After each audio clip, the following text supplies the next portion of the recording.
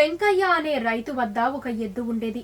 అది వయసులో ఉండగా ఉత్సాహంగా పొలం పనులు చేసి బండిలాగి వెంకయ్యకు ఎంతో సాయంగా ఉండేది. క్రమంగా ఆ ఎద్దు ముసలిదైపోయింది.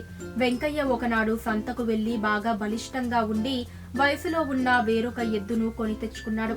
అప్పటి నుంచి దానికి దండిగా మేత వేసి కుడిత పెట్టి జాగ్రత్తగా మేపుతూ ఉండేవాడు. ముసలి ఎద్దుకు మాత్రం కాస్త ఎండుగడ్డి వేసి ఊరుకునేవాడు.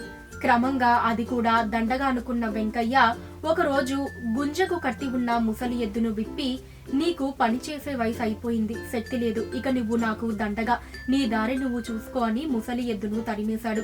ఏడుస్తూ వెళ్తున్న ఎద్దుకు గోపన్న అనే బాలుడు ఎదురొచ్చాడు. ఎద్దును చూసి ఎందుకు ఏడుస్తున్నావని అడిగాడు. ముసలి ఎద్దు తన జాలిగాథ వినిపించింది. గోపన్న ఒక ఉపాయం ఆలోచించి ముసలి ఎద్దును తీసుకుని వెంకయ్య ఇంటికి వెళ్లి, ఈ ఎద్దు నీదే కదూ అని అడిగాడు. అవునన్నాడు వెంకయ్య. దీన్ని నాకు అమ్ముతావా? నీకు 1000 వరహాలు ఇస్తాను అన్నాడు గోపన్న.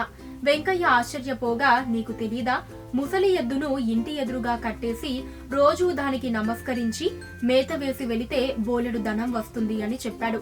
వెంకయ్య తన ముసలి ఎద్దును తీసేసుకుని నాటి నుండి దానికి దండిగా మేత వేసి నమస్కరించి పొలం పనులకు వెళ్లేవాడు. ఆ ఏడు దండిగా వర్షాలు కురిసి పొలం బాగా పండటంతో బాగా లాభాలొచ్చాయి.